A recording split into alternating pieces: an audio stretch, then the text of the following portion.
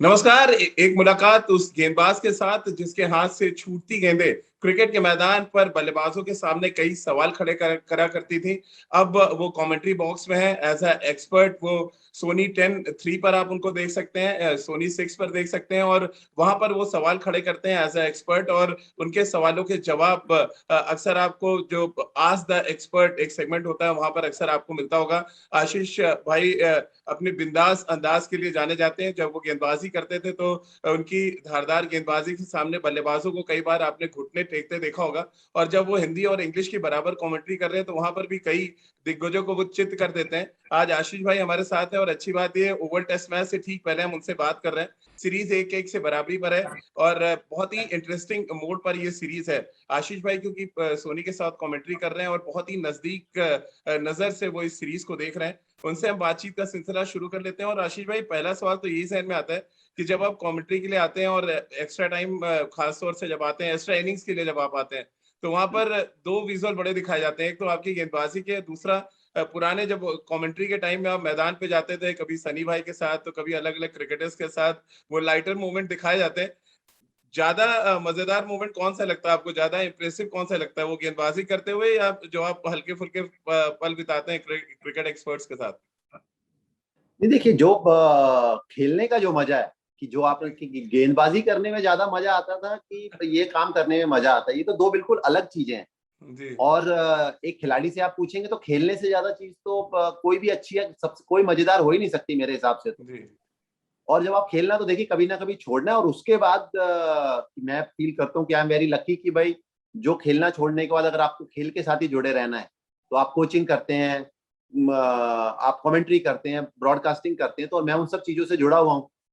तो वो ये अब खेलना जब छूट गया वहां पे बड़ा इंजॉय किया, और वो एक अलग चीज थी जैसा मैंने किया, और यहाँ पर भी अब नया नई चीजें सीखने को मिलती है तो इधर भी बहुत मजा आता है। आशु भाई क्योंकि सीरीज इतनी इंटरेस्टिंग स्टेज पे है और मैं भी नासिर हुसैन का एक स्टेटमेंट पढ़ रहा था और उनका ये सीधा ये कहना था कि आपने भले ही 78 पे आउट कर दिया, सेकंड इनिंग पे 63 पे आपने 8 विकेट निकाल दिए, बट इंग्लिश टीम को बहुत हल्के में नहीं लेना चाहिए और याद रखना चाहिए कि ऑस्ट्रेलिया में 36 ऑल आउट होने के बाद हमने सीरीज जीती थी। इस बात से कितना सहमत है आप? नहीं, मैं समझा नहीं आपका सवाल। नासिर हुसैन ने क्या कहा है कि एक पहला सवाल तो समझ गया। नासिर हुसैन ने कहा है कि इंग्लैंड को, भारत को हल्के में नहीं लेना चाहिए क्योंकि इससे पहले वो 36 पे आउट होके सीरीज जीत चुके हैं ऑस्ट्रेलिया में। इंग्लैंड में अगर आपने 78 पे आउट कर दिया और सेकंड इनिंग में 63 रन पे 8 विकेट निकाल दिया आपने चौथे दिन, तो बहुत ज्यादा खुश होने की जरूरत नहीं है। इंग्लैंड भारतीय टीम वर्ल्ड क्लास साइड है और कमबैक कर सकती है। नहीं, आपको लगता है कि इस समय जैसी ये श्रृंखला चल रही है कि ये दोनों की दोनों टीम एक दूसरी टीम को लाइटली ले रही होंगी? मुझे तो नहीं लगता कि नहीं, मतलब नासिर अगर साहब को आप ही लगता है तभी अभी उन्होंने ये बोला शायद। देखिए इंग्लैंड में जिस तरीके की परिस्थितियां होती हैं, सबको पता है कितनी मुश्किलें, आसान नहीं है जो टूरिंग टीम है।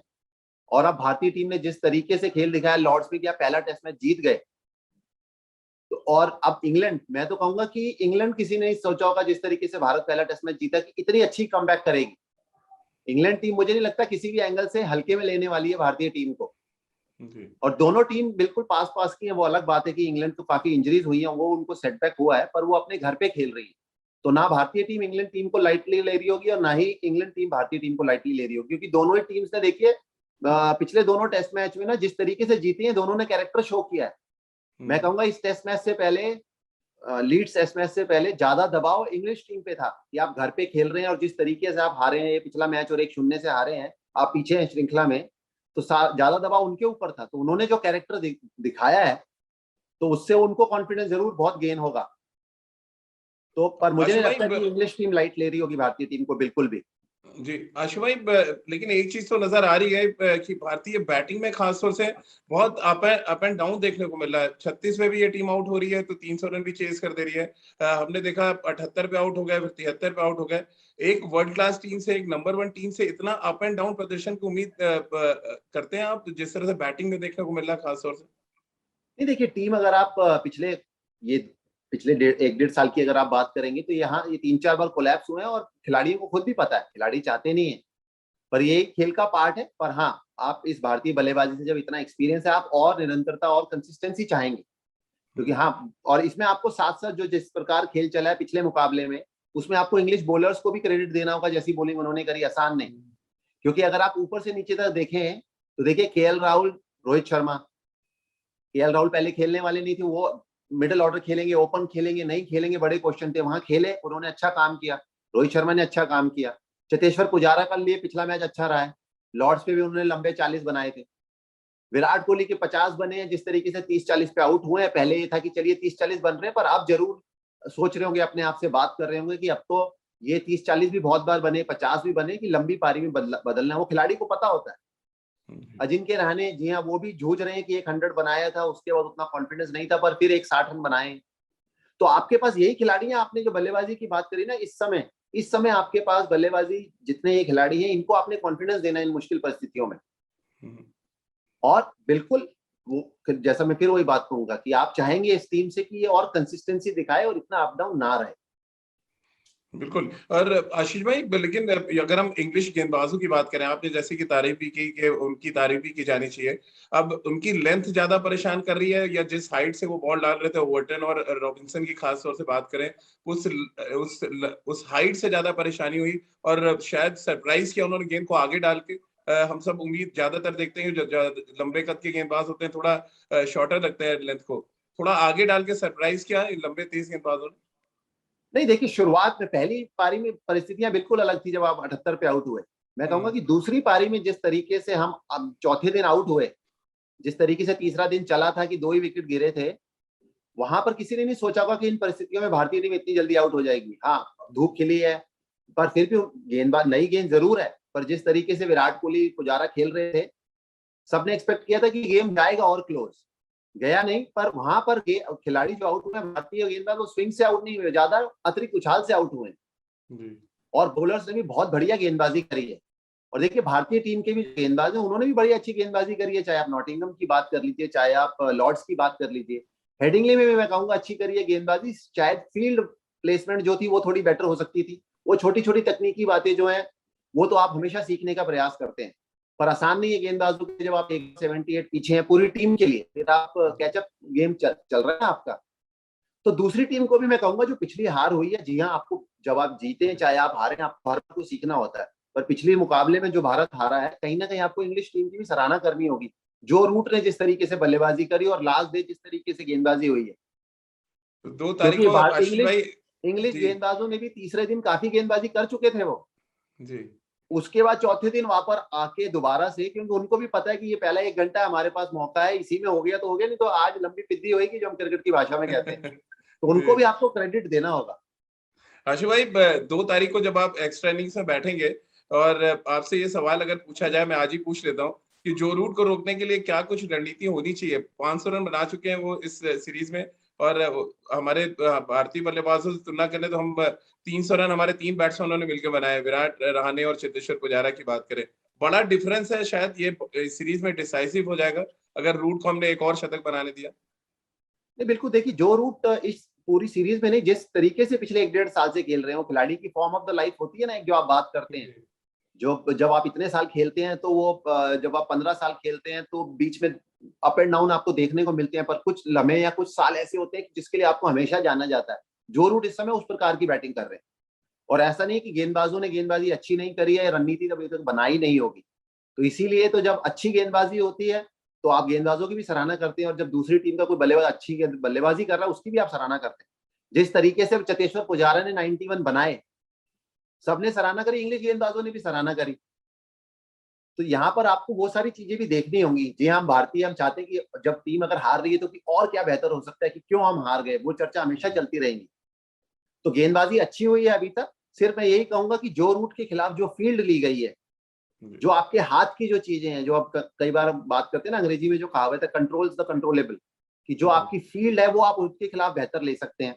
आपने और क्या और टप्पा डालना है, आप किस तरीके से उन्हें रोक सकते हैं, क्योंकि जिस फ्लो में वो खेल रहे हैं, जो रूट अभी बिल्कुल उस फ्लो में खेल रहे हैं कि ये इस तरीके की बल्लेबाजी कर रहे हैं इंग्लैंड में भी, कि अगर आपने उनको थोड़ी देर रन नहीं दिए तो भी वो परेशान हो जाएंगे। देखिए, तो चतेश्वर आशु भाई। पुजारा है ना, चतेश्वर पुजारा को आप बड़ी देर रन ना दें, उन्हें कोई फर्क नहीं पड़ता। जी पर कई एक फ्रीक्वेंट होते हैं ना बैट्समैन, उस समय उनके रन बन रहे हैं, बल्ले पे लग रही है, तो जो रूट अभी उस तरीके से खेल रहे हैं, जिस तरीके से इस टेस्ट मैच में खास तौर से खेले हैं, तो जी बतौर गेंदबाज आप चाहेंगे कि अगर उनको आप आउट नहीं भी कर पा रहे, उन पे दबाव डालें, उनको रन ना दें, जैसा कि आखिरी दिन जिमी एंडरसन ने जिस तरीके से शुरुआत करी विराट कोहली के सामने। जी आशु भाई, क्योंकि दो सवाल मैं आपसे लेना चाहूंगा। एक तो ओवल में चेंजेस की बहुत बात हो रही है कि अश्विन को ले आना चाहिए, और ओवल में हम सिर्फ एक टेस्ट मैच जीते हैं जो 13 टेस्ट मैच खेले हैं। चलिए आंकड़ों को अगर अलग हटा दें, क्या अश्विन की आप जगह देख रहे हैं टीम में? और दूसरा, सूर्य कुमार यादव को लेके बहुत ज्यादा चर्चा है, कोई हनुमा विहारी की चर्चा नहीं कर रहा है, जो आखिरी टेस्ट मैच अपना ऑस्ट्रेलिया में खेले थे और वो ड्रॉ कराया था उन्होंने। कैसे आप देख रहे हैं, क्या कुछ कॉम्बिनेशन होना चाहिए ओवल टेस्ट मैच में? देखिए, पहली बात तो हनुमा विहारी और सूर्य कुमार यादव को मैं नहीं देखता इस टेस्ट मैच में खेलते हुए, अगर आप मुझसे पूछेंगे तो। और अगर दो में से एक खेलेंगे तो मैं हनुमा विहारी को पहले खिलाऊंगा, क्योंकि जब भी वो टेस्ट मैच खेले हैं उन्होंने टेस्ट मैच में अच्छा किया है, और वो टीम के एक सबसे पहले मिडिल ऑर्डर बैट्समैन है जो बाहर बैठे हुए हैं। तो मेरे लिए हनुमा विहारी पहले खेलते हैं, अगर दोनों में से कोई खेलता है तो। वैसे मुझे नहीं लगता कि दोनों में से किसी की भी जगह बनेगी, बाकी आपको पता लग जाएगा जब टेस्ट मैच शुरू होगा। और जहां तक रविचंद्रन अश्विन की बात है, जी हाँ, ओवल की पिच जिस तरीके की पिच है, या जिस तरीके की इतिहास है जो जानी जाती है, जिसके लिए आपको रविचंद्रन अश्विन खेलते हुए शायद दिखेंगे एक तेज गेंदबाज की जगह, चाहे वो ईशांत है चाहे वो सिराज है। और रविचंद्रन अश्विन की पहले टेस्ट मैच से चर्चा चल रही थी, पर साफ हमने देखा कि विराट कोहली ने भी बात करी ना कि नंबर 7 पे हमें एक बल्लेबाज चाहिए। गेंदबाज हमारा रविंद्र जडेजा आपके 5वें गेंदबाज हैं, चौथे नहीं। ये हम चर्चा टीवी पे भी इतने दिन से कर रहे हैं, जब सोनी पे आपने सुनी अगर कमेंट्री, तो चर्चा चलती रहती है। बिल्कुल बिल्कुल, एक्स्ट्रा इसीलिए नहीं सुनते रहता हूँ। अगर एक स्पिनर आप खिलाएंगे, अगर मेरे से पूछेंगे तो वो नंबर 1 रविचंद्रन अश्विन है। पर यहाँ पे टीम का कॉम्बिनेशन इस तरीके का है कि आपको नंबर 7 पे चाहिए बैट्समैन हु कैन बॉल, तो वो रविंद्र जडेजा आपके नंबर 5 पे है गेंदबाज। हाँ, अगर आप अब ओवल पे ऐसा देखिए, ओवल पे रविचंद्रन अश्विन आप देखेंगे और 3 तेज गेंदबाज देखेंगे, और 5वें गेंदबाज फिर जडेजा भी होंगे। ओवल पे मैं सरप्राइज हो जाऊंगा कि अगर आपने एक बार फिर चारों तेज गेंदबाज देखे। जी, तो आशु भाई, चलते चलते ओवल टेस्ट मैच से ठीक पहले किसको एडवांटेज आप देख रहे हैं? इंग्लैंड के पास एडवांटेज है, आपको लग रहा है इवन है इसमें सीरीज? नहीं, मैं तो कहूंगा जिस तरीके से इंग्लैंड जीती है पिछला टेस्ट मैच, देखिए एक तो होता है टेस्ट मैच जीतना, और एक जिस तरीके से जिस अंदाज में इंग्लैंड जीती है पहला टेस्ट मैच हारने के बाद, कि आपने ऑन द फील्ड भी जो नोकझोंक चली है, उसके बाद इंग्लैंड के ऊपर ज्यादा दबाव था, जैसा मैंने पहले कहा। तो मैं कहूंगा इवन है बिल्कुल, क्योंकि इंग्लैंड को इस जीत से ना काफी कॉन्फिडेंस मिला होगा कि आपने जो आपके सारे बॉक्सेस हैं, कि आपने 400 से अधिक रन भी बना दिए, आपने 78 पे भी आउट कर दिया, उसके बाद एक अच्छी साझेदारी है जब लगी आखिरी दिन, जब धूप खिली है, गेंदबाज 80-70 ओवर कर चुके हैं, उन गेंदबाजों ने आके फिर अपना काम किया। तो इंग्लैंड के लिए बहुत बड़ा प्लस था पिछला टेस्ट मैच, जिस अंदाज में वो जीते। तो मैं कहूंगा इस समय दोनों टीमें नेक टू नेक हैं। बहुत बहुत शुक्रिया आशु भाई टाइम निकालने के लिए, और हम सब इस बात की उम्मीद कर रहे हैं कि भारतीय टीम इस सीरीज में वापसी करे, और जिस स्पीड के साथ भारतीय टीम ने इस सीरीज की शुरुआत की थी, उस सीरीज को खत्म भी वैसे ही करे, और 2007 के बाद से जो सूखा चला रहा है उस सूखे को भी खत्म करे। न सिर्फ ओवल टेस्ट मैच जीते हैं बल्कि सीरीज भी जीते हैं। और आशु भाई के एक्स्ट्रा इनिंग्स में जो मजेदार इंसिडेंट्स वो बताते रहते हैं, आप उनसे जरूर जुड़ें सोनी 10-3 पे और सोनी 6 पे। इंग्लिश हिंदी दोनों ही जगह आशु भाई आपको वहां मिलेंगे, और उनकी बेबाक राय आप क्रिकेट मैच में जरूर सुन सकते हैं। तो चलिए, हमारी इस खास पेशकश और मुलाकात में फिलहाल इतना ही।